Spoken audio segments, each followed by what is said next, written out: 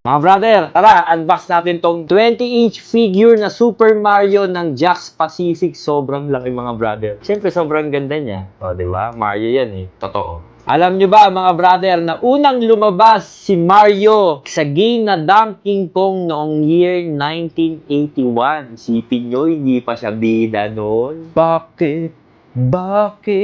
Hindi pala bida kuya eh. Ano bida ka? Noong nilaunch ang Donkey Kong mga brother, alam nyo din ba na si Mario ay wala pa talagang pangalan kaya ang tinawag sa kanya ay Jumpman. Siguro naman alam nyo kung bakit kasi wala siyang ibang ginawa kundi tumalon. Akala ko ba tubero ka? Ba't talong ka ng talong? Di ka gumagawa ng tubo. Talong.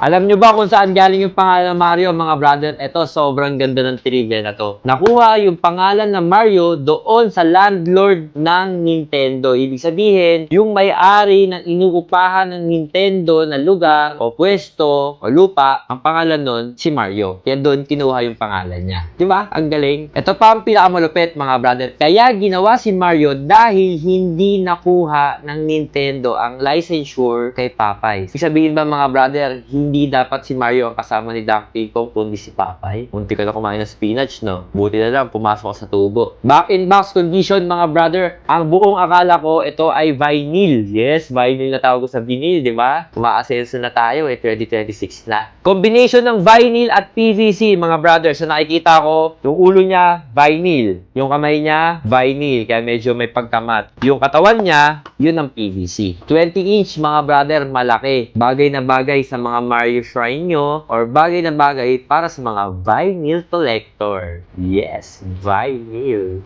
Para hindi na ako mabash. Ayun lang. Kapag gusto nyo, available sa Jonathan's Toys. Diba? Yun naman palagi ko sinasabi. 2026 na, yun pa rin sasabihin ko. Yun na mga brother. Happy New Year! Mahal ko kayo. Champion! Mwah!